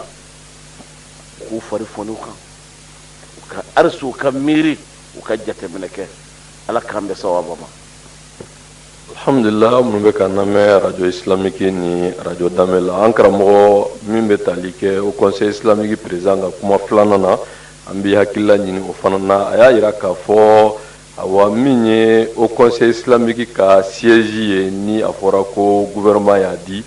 awa a y'a jira k'a fɔ a ma di ko ko dɔ de kɛra o de nana n'a sababu ye k'a fɔ tuma min na chrétien minnu b'an fɛ yan n'u ni libanɛkɛ bilara ɲɔgɔn na yɔrɔ min n'a bɛ fɔ ko Samankɔ k'a fɔ o yɔrɔ ye chrétienw ta ye libanɛkɛ ko k'a ta dɔn n'a nana kɛ jugement ye n'a ko ko awa juges ye surɔfɛn minɛ ka yɔrɔ in bɔsi chrétienw na awa k'a di libanɛkɛ ma awa ko o ko sen fɛ ko gouvernement ye faantanw ka nafolo ta miliyari tilancɛ min ka ca o ye n'o ye 500,000 ani kɔ k'o ta awa jamanadenw ka wari la ko o san libanɛkɛ bolo k'a di chrétienw ma awa 500,000 ani kɔ k'o ta silamɛw ka wari la jamana in kɔnɔ k'o san k'o di chrétienw ma awa o conseil islamique président de y'a fɔ n'o ye Alhaji Mamudu Diko ye i bɛ mun fɔ o kuma in fana na إذا كنت بالله مستعصما فماذا يضيرك كيد العبيد إذا كنت بالله مستعصما فماذا يضيرك كيد العبيد فماذا يضيرك كيد العبيد أخي هل تراك سئمت الكفاح وألقيت عن كاهليك السلاح أخي هل تراك سئمت الكفاح وألقيت عن كاهليك السلاح فمن للضحايا يواسي الجراح ويرفع رايتها من جديد فمن للضحايا يواسي الجراح ويرفع رايتها من جديد ويرفع رايتها من جديد. أخي أنت حر وراء السدود، أخي أنت حر بتلك القيود. عيسى ni dabali bankoye ni koye min ni amangan ka do hakilla abe fo min ngama ko ni te logique ni man ka do hakilla chuwashila aw de ko jamana e laiki jamana na folo te do ala ko be yoro jamana warte takadoy an ka misiri ba kuran be a wari be ɲini makarto ko la cogo min na bɛɛ lajɛlen b'a dɔn, a entretien bi ka kɛ cogo min na makarto ko la bɛɛ lajɛlen b'a dɔn. jamana ka dɔrɔmɛ kelen a tɛ ta ka don misirisi kungo la ni a fɔra ko o silamɛ kelen ninnu ka wɔsiji aw ka o fara ɲɔgɔn kan 1,500,000 ni kɔ ka taa o kɛ ka kerecɛnw ka misiriw jɔ, o ye fɛn ye min ka bon mɔgɔ hakili ma, o ye fɛn ye min ka bon mɔgɔ hakili ma. nka fɛn dɔ bɛ an b'a fɔ silamɛw ye liyuballigha shahidu minna al-ghaib, bɛɛ k'i janto nin yɔrɔ in na. kerecɛnw ka nin yɔrɔ min filɛ nin ye ni a wari bɔra silamɛw kɔ, hali ni a kɛra san 100 de ye silamɛw de ka dugukolo la don dɔ la a ka segin o ma, a kɛra anw ɲɛna o a ma kɛ anw ɲɛna o, silamɛw k'a lase ɲɔgɔn ma. hali san 200 kɔfɛ silamɛ nafolo de don nana a ka minɛ kerecɛnw na k'a di silamɛw ma, silamɛw de ta don. min ye majorité ye o de ta ye nafolo ye, olu de ta bi ka bɔ k'a don a la. o tuma na i ka wari tala k'a don dugukolo min na k'a di mɔgɔ wɛrɛ ma hali san 200 a kan ka segin ma, a kan ka segin ma bi, a kan ka segin ma sigi. o tuma na kerecɛnw ka o so min filɛ nin ye silamɛw de ta don, hali n'a kɛra san 200 ye don dɔ la a ka segin ka kɛ silamɛw ta ye. i ka nafolo donna min na hali n'a ma kɛ i tɔgɔ la i ta de don. o wari kun kan ka bɔ fan wɛrɛ fɛ min tɛ silamɛw ka nafolo ye o. aw de ko jamana ye laïki ye, ala ko tɛ jamana ka ko la, jamana nafolo tɛ don ala ko foyi la. aw ka taa silamɛw ka wari jɛ, u ka propre argent, u ka sagalew k'o ta ko o do dugukolo la k'o di kerecɛnw ma. kumana su kora kuma jumɛn n'an bɛ filan ta yɔrɔ ma? a kɛra bi ye o, hali n'a kɛra san 100 ni san 50 kɔfɛ, hali san 200 kɔfɛ, an b'a fɛ silamɛw a bɛ maa minnu sɔrɔ balo la u ka cogoya kɛ k'a bɔsi maa ninnu na, u k'a lata silamɛw ka hukumu kɔnɔna na, bɔ silamɛ nafolo de don nana. ala k'an bɛ sawaba ma. nin ye fɛn ye min a tɛ don hakili la, a ka bɔ hakili ma. mɔgɔ man k'a fɔ cu i bɛ tila k'a fɔ ca. aw de ko jamana ye laïki ye, ala ko tɛ jamana ka ko la. pour que jamana ka nafolo bɛ ta k'o don dugukolo la k'o di kerecɛnw ma, olu k'o kɛ batukɛyɔrɔ ye. ni mɔgɔ n'o ka kan, silamɛw de n'o ka kan. anw ka misiriw filɛ nin ye, don kelen jumɛn dɔ bɛ yen ko gouvernement ka dɔrɔmɛ kelen bɔra k'a kɛ hali k'a ji sara walima k'a kɛ ka kuran sara. o tuma na nin yɔrɔ min filɛ nin ye, hali san 200 kɔfɛ silamɛ minnu bɛna an kɔfɛ u k'u janto a la, ko ka segin so a ka so a tigi ma, ka segin a tigi ma. ala k'an bɛ sawaba ma. ninnu ye fɛn ye ninnu ka bɔ hakili ma. ala k'an kana. naam. مستعصما فماذا يضيرك كيد العبيد إذا كنت بالله مستعصما فماذا يضيرك كيد العبيد فماذا يضيرك كيد العبيد أخي إنني اليوم صلب المراس أدك صخور الجبال الرواسي أخي إنني اليوم صلب المراس أدك صخور الجبال الرواسي. kana mɛn radio islamique ni radio danbe la, an karamɔgɔ an bɛna ɲininkali laban min ɲɛsin ma, n'o de k'a fɔ komi o conseil islamique président n'o ye silamɛw ka ɲɛmɔgɔ ye, a y'a yira k'a fɔ wa mali silamɛw bɛɛ lajɛlen wele don, cɛ muso denmisɛnnin bɛɛ lajɛlen wele don. an b'a fɔ yɔrɔ min ma palais de la culture n'a filɛ nin ye, ayiwa Badalabugu k'a fɔ ayiwa min ye kunnafoni min b'u bolo n'o ye kunnafoni labanw ye k'a fɔ u bɛna silamɛw wele k'o lase ani fana u b'a fɛ ka conférence ba minnu kɛ Mali tun tununa silamɛya la Mali bɛ se ka segin cogo min na a ka dɔn Mali ye silamɛ jamana ye ayiwa silamɛ ɲɛmɔgɔbaw n'a dunanbaw n'a karamɔgɔbaw olu ka segin ka na ye bɛɛ lajɛlen ka dɔn Mali tɛ tulonkɛ jamana ye Mali ye silamɛ jamana de ye Mali ye diinɛ jamana de ye Mali ye jogo jamana de ye o bonya bɛ se ka sabati Mali ye cogo min na o kuma o kunnafoniw bɛ yen nka min yɛrɛ ye ko belebele dɔ ye n'an b'a fɛ ka ɲininkali yɛrɛ kɛ n'o hakilila ye an bɛɛ lajɛlen y'a faamu a ka kuma walawalali la k'a fɔ ayiwa faamaw kelen bɛ ka dɔgɔyama min ta ka ɲɛsin silamɛw ma o yera a ka kuma kɔnɔ nka yala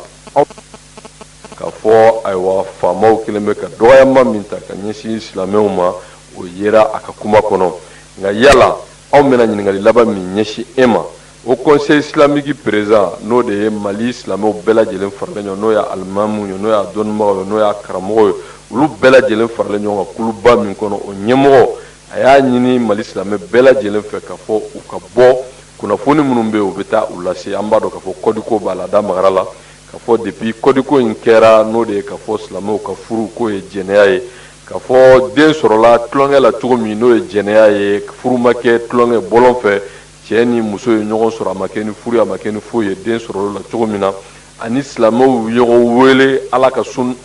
kɔnɔ ala kira ka sunna ka sallallahu alaihi wasallam ka furu min siri ko furu bɛɛ furu cogo kelen ko den ma bɔ den na ko parce que tubabu minnu y'a mara n'o ye faransi ye ko faransi y'o jalatigɛ o cogo la k'o ka boli Mali kɔnɔ ko laïcité o de fɔ o kuma yala silamɛw kan ka jɛ ni o ye k'a fɔ jamana bɛna taa san 50 la awa faransi ka mara kɔnɔ ni u y'a mara u sigilen u taalen fana u ye san 50 min kɛ n'u bɛ k'a mara k'a fɔ an ka furu min tun b'an bolo n'o ye silamɛya furu ye k'o tɛ reconnu o kuma o min filɛ nin n'o kɔdi juguba min bɛ yen ne ayisa ne a ma yɛlɛma parce que silamɛ furusiri bɛ bolo min kan bi gouvernement ma sɔn k'a fɔ silamɛ furusiri ka reconnu o kuma silamɛw ka wele o la ani silamɛw ka wele fana k'a fɔ silamɛw yɛrɛ ka jɔ n'u yɛrɛ ye u ka bɔ gouvernement ka jɔnmaya kɔnɔ o wele kan min fɔra dimanche don e bɛ mun fɔ o la laɲini jumɛn bɛ se ka faamuya o la o ye ɲininkali laban ye an bɛ min ɲɛsin e ma.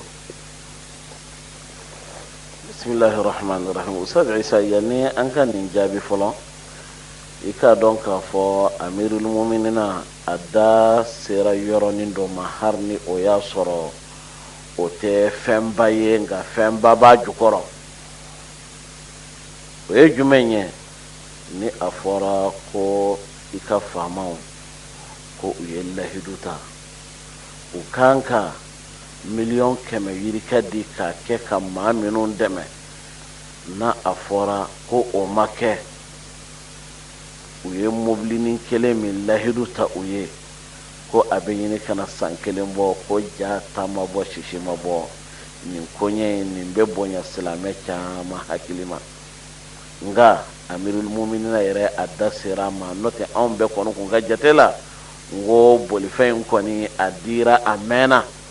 nka ko da ɲɛ mɛn tigila ye alhamdulillah a bɛ se ka kɛ silamɛw ka hɛrɛ bɛ nin de la ni a dira silamɛw ka nafolo dɔ de seginna o ma ni a ma di fana minnu ye lahiduw ta ayiwa lahidu wulibaa kɔni i tɔgɔ ye min ye kɔni o dɔnnen don nka an bɛ dugawu kɛ ala k'an n'u kana Ustaz Isa i b'a dɔn n'i y'a ye silamɛw kɔni bɛ wele kan bɔ ko bɛɛ lajɛlen ka taa ɲɔgɔn sɔrɔ palais de la culture la dimanche natan dimanche min filɛ nin ye ka na nin ye ni o yɛrɛ surunyana kaban mun kosɔn u kan ka baara minnu kɛ ka taa o bɛɛ lajɛlen jalatigɛ k'o bɛɛ lajɛlen kɔntirandi kɛ silamɛw ye ko bɛɛ ka bɔ tuguni dimanche natan ka taa palais de la culture la liyashhadu manafi'a lahum u ka taa seereya fɛn na u ka taa fɛn lamɛn fɛn min b'u nafa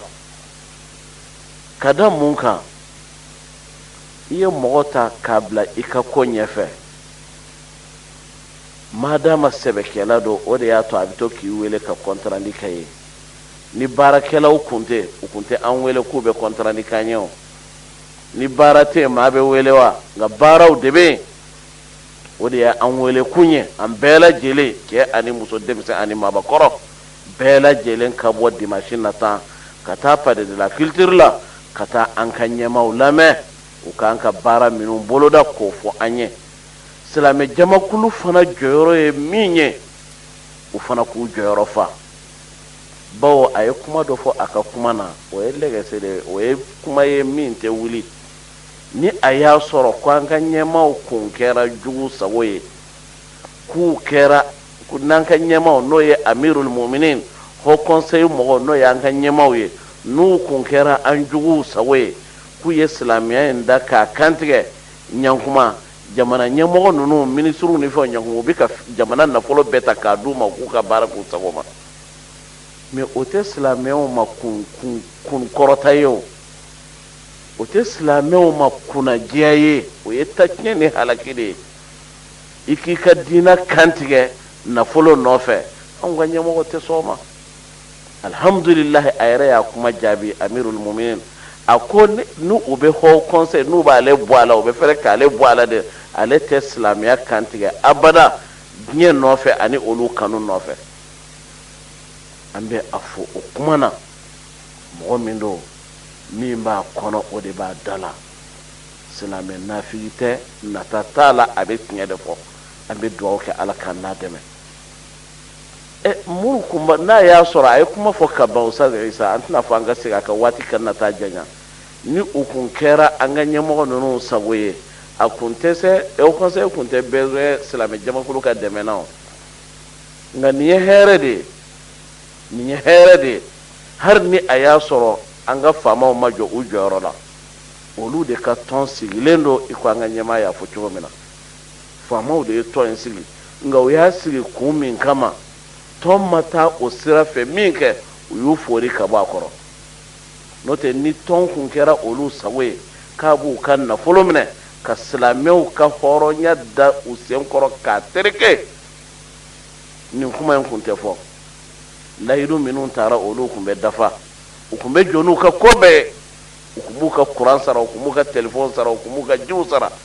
ni a fɔra nin sɛnziba in an ka baarakɛlabaw bɛ yen k'a fɔ faamaw tɛ ka hari dɔrɔmɛ kelen sara o la silamɛw dun de ka nafolo don o nafolo kelen bɛ ka taa kɛ ka kerecɛnw ka egiliziw jɔ 500,000 ni kɔ ya tabiru ya ulil absar kuma kuncɛ la an bɛ min fɔ silamɛw ye n'a y'a sɔrɔ u bɛ sunɔgɔ de la u ka kunu u k'a dɔn k'a fɔ 26 marisi sunkalo don fɔlɔ a kɛlɛ a n'a mankan a ma hari daminɛ fɔlɔ min bɛ ɲɛfɛ o de ka bɔn ka tɛmɛ nin kan min sigilen don o ka wuli k'i ɲɔngiri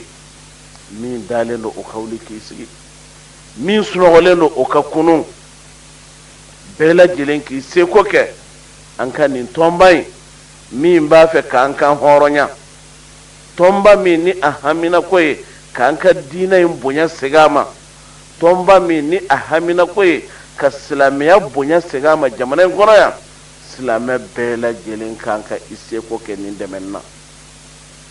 hari min bɛ se ka biriki gosi k'a d'a ma o ka biriki de gosi k'a d'a ma min seko ye nafolo ko ye min seko ye fɔcogo ɲuman ye bɛɛ lajɛlen k'an ka i wuli k'i jɔ nin ye mɔgɔ ni i wuli kuma tɛmɛn'i kan wuli t'i nafa sanu mana dɔn kuma jɛ sira bɛ fisaya ye bɛɛ k'i tɛgɛ di ɲɔgɔn ma cɛ ani muso denmisɛn ani maabakɔrɔ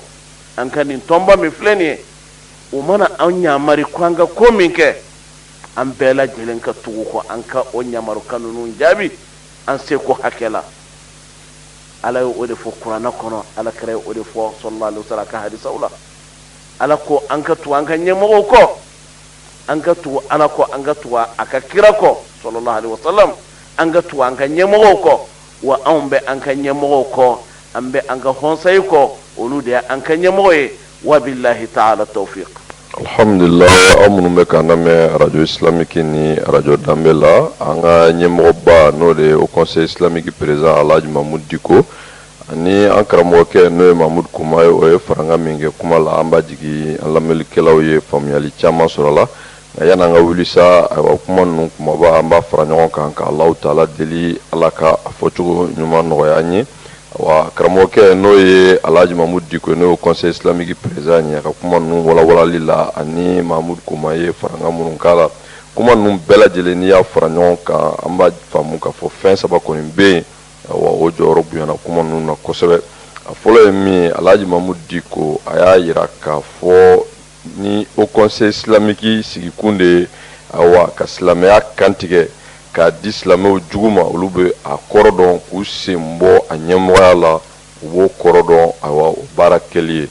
An y'a faamu k'a fɔ silamɛya kɛ min b'a kɔ a kunkolo a juru o tɛ anw ka jamana in kɔnɔ o ye an marabaga jugu n'o ye Faransi ye. Faransi de kɛlen don ka wajibiya anw ka jamana marabaga ninnu kan k'a fɔ u ka silamɛya kun ci jamana ninnu kɔnɔ siga si t'a la. O bɛ faamu kuma in kɔnɔ o misaliya ye mun ye aw b'a faamu cogo jumɛn na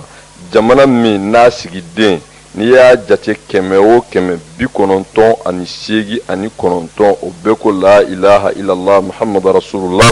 o bɛɛ furu sirila an ka karamɔgɔw n'an ka alimamuw n'an ka sekuw de fɛ an ka misiriw kɔnɔ k'a fɔ ko furu min filɛ nin ko Faransi ko k'o tɛ bɛn ko diɲɛ tɛ kɛ ni o ye ko siga si t'a la ko Mali ka démocratie n'o ye u b'a fɔ min ma ko bɛɛjɛ fanga ko si se ka ɲɛ sɔrɔ cogo si la ni jɛngɛra ni silamɛw ka laɲini ye n'o de ye k'a fɔ silamɛ furusiri o ka reconnu papier ka ko la n'o de ye k'a fɔ silamɛw y'a fɔ ko tiɲɛ Ala y'a fɔ ko tiɲɛ ka tila cogo min na n'o de ye k'a fɔ ni silamɛ cɛ n'a fatura ni Ala ye den d'a ma misaliya la denkɛ ani denmuso min bɛ di denkɛ ma ko k'o tilancɛ di denmuso ma ko n'o kɛra ko kuma ko Faransi ye min fɔ ko o ma kɛ o kuma ko diɲɛ tɛ kɛ n'o ye ko cɛ ni muso bɛɛ ye kelen ko Faransi ko ten ko Ala ye min fɔ k'o tɛ tiɲɛ ye ko fɔ ka wajibiya silamɛw ka jamana in kɔnɔ o fana bɛ ye kuma in kɔnɔ min fana bɛ ye kuma in kɔnɔ n'an bɛɛ lajɛlen bɛ se k'a faamu an bɛɛ ye hakilima de ye Faransi ka laɲini de ye ka kerecɛnya ani juguya k'o sankɔrɔta jamana in kɔnɔ n'o tɛ aw b'a faamu cogo jumɛn na k'a fɔ jamana min sigibaga ye maa 100 o 98 o bɛɛ ye silamɛ ye k'a fɔ o silamɛw ka kulu ɲɛmɔgɔ n'o de ye o conseil islamique ye k'a fɔ jamana présidence n'o de ye Ala ye jamana mara kalifa maa min ma bi n'o ye son excellence général Amadu Tumani Ture ye olu ka anw ka diinɛ ɲɛmɔgɔw wele ka taa palais la k'a fɔ ko katikati kelen k'o bɛna d'u ma o san kelen nin ye o ma di ka sɔrɔ wari in yɛrɛ t'u ta ye wari ye jamanadenw de ta ye u sigilen don a kunna dɔrɔn jamana tɔgɔ la min ka d'u ye u b'a don o da fɛ u bɛ miliyari ta k'a di parti politique ma parti politique minnu sigira assemblée nationale la k'a fɔ ko silamɛw bɛ furu min na k'o ye jɛnɛya ye k'a fɔ ko silamɛw ka tiɲɛ tila cogo min na ko ɲɛtaga t'o la ko cɛ ye dutigi ye k'o tɛ bɛn Jɔnkuda Tarawele n'o de ye assemblée nationale président a ye députéw fara ɲɔgɔn kan ka loi voter aw bɛɛ lajɛlen b'o kalama n'o nana kɛ sababu ye silamɛw wulila ka jɔ k'a fɔ u tɛ jɛn ni kafiri sariya ye u tɛ jɛn ni kafiri kuma ninnu ye ni an ka dugulenw n'an ka dugutigiw n'o ye Turew ni Ɲarew ni Darawew ye ani sirifu kuntigiw bɛɛ lajɛlen ko nin min ye nin kafiri kuma ye nin kafiri jogo ni nin kafiri wale ninnu ye k'a fɔ a tɛ boli jamanadenw kan n'o nana kɛ sababu ye sa son excellence général Amadu Tumani Ture a yɛrɛ y'a faamu k'a fɔ loi in a tɛ se ka promulguer a ye loi in lasegin nka loi in lasegila ni hakilila min ye o de ye gagner du temps reculer pour mieux sauter ka ko lasegin min b'a to i bɛ se ka wagati ɲuman sɔrɔ ka na n'i ka laɲiniw ye cogo min na n'o tɛ aw b'a faamu cogo min na cogo jumɛn na k'a fɔ jamana bɛna taa san 50 la u yɛrɛ ka fɔ la an y'an yɛrɛ ta anw b'an yɛrɛ ta cogo jumɛn na anw ye silamɛ jamana ye k'a fɔ anw bɛ furu misiri la ko furu ko o tɛ reconnu ko parce que Faransi ma jɛ n'o ye ko n'o kɛra k'o kɔrɔ ko démocratie k'o seginna kɔ subhanallah a ma tɛmɛ kunna sini ka Faransi ko min ye muso ka suturali ye ko o interdira Faransi k'o tɛ kɛ tugun ko parce que Faransi ye chrétien ni yahudiya jamana de Faransi président y'a fɔ a ma musala k'a la a ma nɔgɔ k'a la olu ka tila tun k'a fɔ anw ka jamana kɔnɔ k'a fɔ ko anw ka furu min bɛ siri an ka misiri kɔnɔ an ka sekuw fɛ an ka karamɔgɔw fɛ an ka alimami fɛ ko o tɛ bɛn Faransi ma k'o tɛ kɛ Mali la silamɛw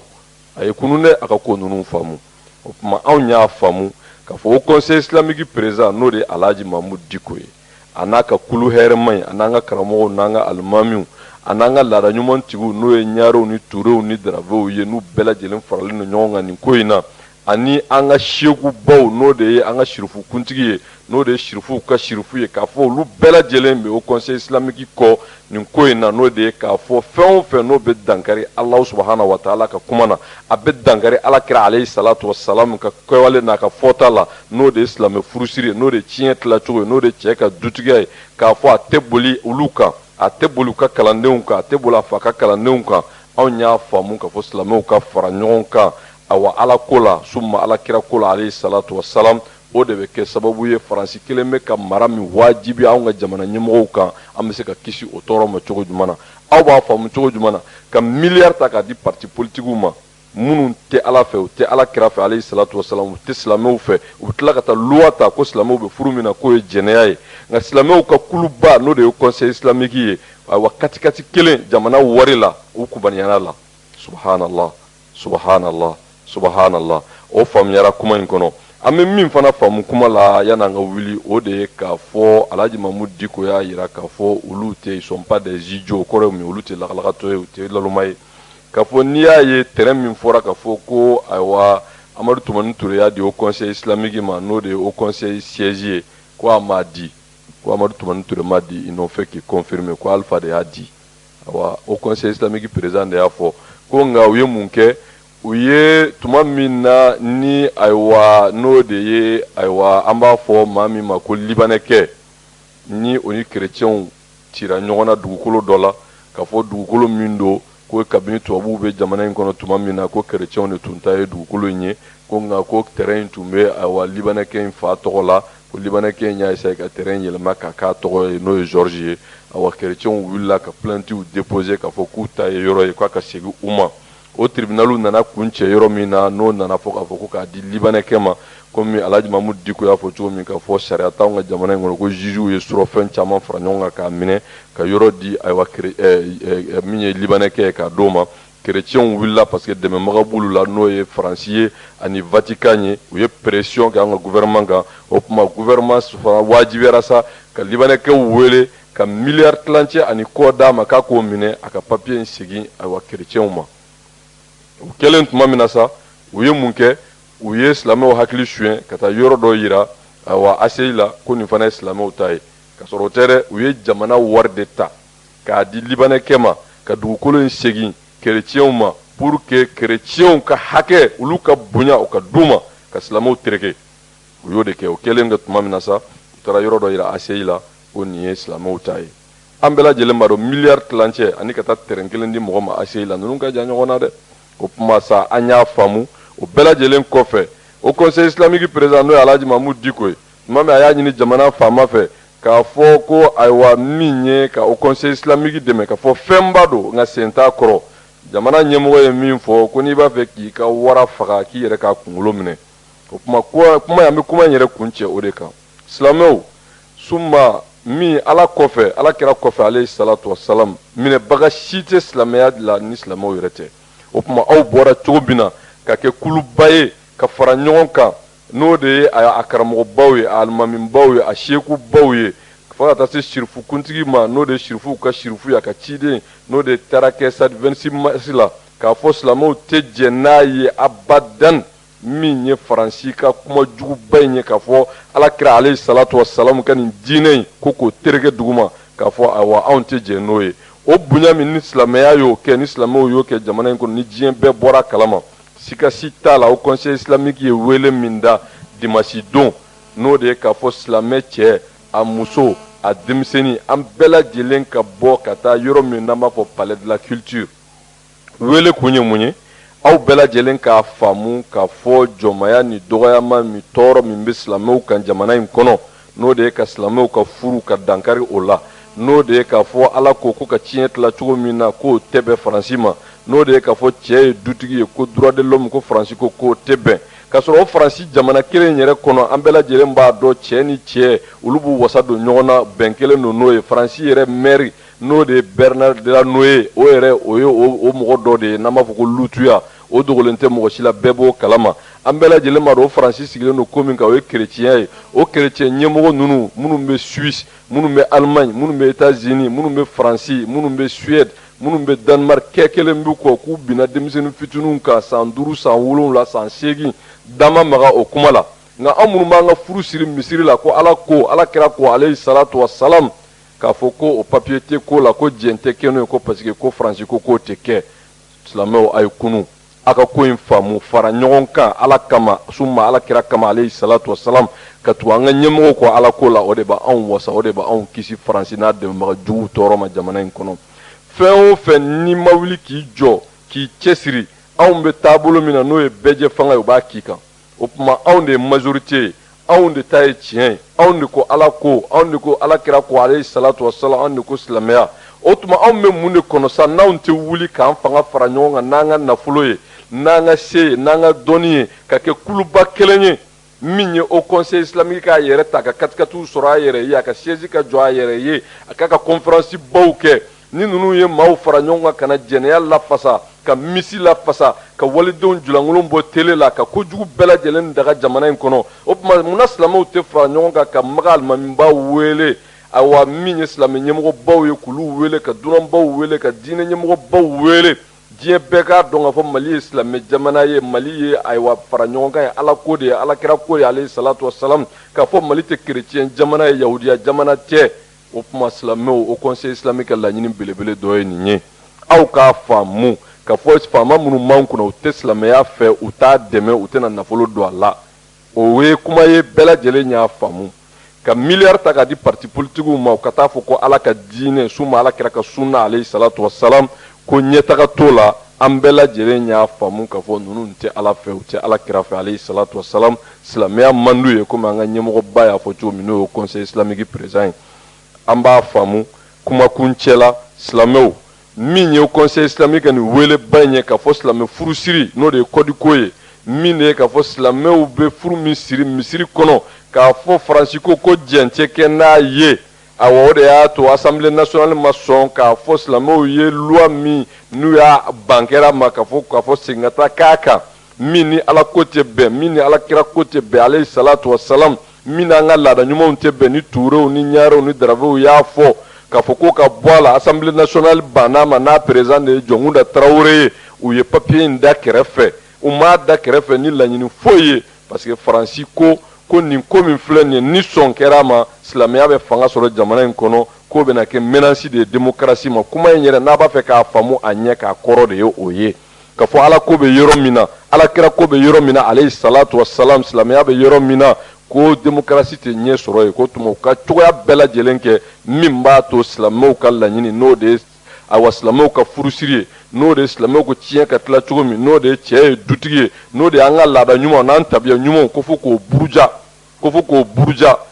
buruja o misaliya kɛnɛ kan ta ye min an tɛ kuma labɛn aw bɛɛ lajɛlen b'a dɔn ORTM bɛ walidenw denmisɛnnin fitininw fara ɲɔgɔn kan ka taa min jogo jugura ni bɛɛ ye min ka jɛnɛya dan tɛmɛna ni bɛɛ ye ka taa prix di o ma an bɛɛ lajɛlen y'o ye ministre de la culture yɛrɛ yera a kɛnɛ kan ORTM fitiri ni safo cɛ u bɛ jogo jugu filimuw ta k'a yira bɛɛ lajɛlen bɔra a kalama bɛɛ y'a ye jamana ɲɛmɔgɔ ɲininkara la a y'a fɔ bɛɛ y'a mɛn k'a fɔ ko chaîne 100 bɛ diɲɛ kɔnɔ ko ayiwa o tɛ Mali ta ye ko tuma ko mɔgɔw k'u hakili to u denw na mais an bɛ min kɔni fɔ o la an b'a dɔn k'a fɔ Mali kɔni ORTM ye Mali ta ye ne ale ye général Amadu Tumani Ture n'a ko bi ko film min fɛn min tɛ kɛ ORTM na a tɛ kɛ ala ta kɔfɛ n'i y'a ye a bɛ kɛ o tuma olu minnu bɛ fanga la ani ORTM bɛɛ komi an karamɔgɔkɛ n'o ye Mamudu Kuma y'a fɔ cogo min saa kun fila don bɛɛ da bɛ file kelen na fɛn min don a laɲini ye mun ye silamɛya bɛ se ka laafu cogo min jamana kɔnɔ silamɛw bɛ se ka dɛsɛ cogo min silamɛw bɛ se ka yɛrɛkɛ cogo min na o de ye faamaw ka laɲini ye n'a b'a fɛ ka ko in faamu a ɲɛ yɛrɛ kan o de don o tuma o conseil islamique président ye min fɔ an bɛɛ lajɛlen ka bɔ an ka kɛ kuluba kelen ye ka taa yira jamana faamaw la ka taa yira jamana marabagaw la ka taa yira jamana députéw la ka taa yira maires la k'a fɔ fɛn o fɛn n'o de bɛ dankari ala ko la n'a bɛ dankari ala kira ko la alayhi salatu wa salam n'a bɛ dankari silamɛya la an silamɛw ma jɛn n'a ye an tɛ sɔn maa minnu ka ko tɛ ala ko ye u ka ko tɛ ala kira ko ye u bɛ jamana in kɔnɔ minoritéw don u tɛ hali 2% bɔ bonya bɛɛ lajɛlen kelen don u ye n'u dankaril'u ka mɔgɔ la an bɛɛ lajɛlen b'a kalama o tɛ ko ye k'a fɔ an ye min labɛn tuma min na ni Faransi mɔgɔ kelen ni a minɛna yan nɔ ayiwa Faransi gouvernement wulila k'a jɔ Faransi ministre yɛrɛ nana ya Bernard Kouchner, Faransi président yɛrɛ nana ya nɔ pour que o bɛ se ka bila cogo min na cogoya bɛɛ lajɛlen na awa o bilara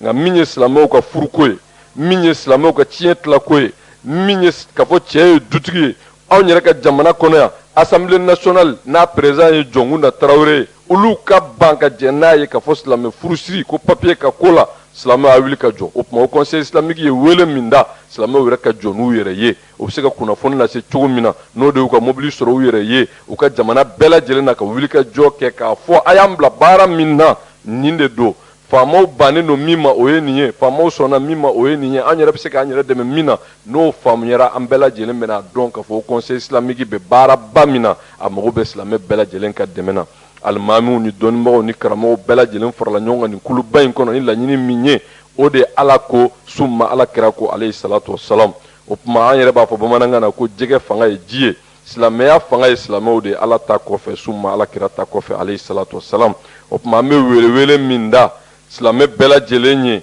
o conseil islamique ka hukumu kɔnɔna la o de ye k'a fɔ an bɛ segin kuma in kan k'a fɔ a ɲininen don mali silamɛ bɛɛ lajɛlen fɛ cɛ muso denmisɛnnin bɛɛ lajɛlen ka bɔ dimanche don an b'a fɔ yɔrɔ min ma palais de la culture kabini 8 heures ka taa au conseil islamique o kibaruya min b'u bolo gɛlɛya min bɛ yen ni o de ye k'a fɔ jamana kɔdi min n'o bɛ yen ani fana gɛlɛya min bɛ o conseil islamique kan ani o conseil islamique b'a fɛ k'a jira k'a fɔ jamana mana san 50 sɔrɔ ala ko ye min ye summa ala kira ko ye min ye alayhi salatu wasalam ka t'o fana fɔ silamɛw ye an bɛɛ lajɛlen ye nin faamu an bɛ kuma kuncɛ ne k'a ɲini alahu taala fɛ an ye kuma min fɔ yarabi a faamuya a n'a limaniya a n'a cɛsiri ala k'o nɔgɔya an ni silamɛ bɛɛ lajɛlen ye an tun bɛ kɛnɛ min kan o ye minibara alakamatɔn ye minibara alakamatɔn ye jɛmukan ye min bɛ kɛ alakamatɔn ka centre de formation kuranigi la alahu taala ka dɛmɛ kɔnɔ baara ninnu bɛ tɛmɛ arajo danbe la araba sɔgɔmada fɛ 9h30 ka se 10h30 ma anw minnu bɛ k'an lamɛn arajo islamique ni arajo danbe la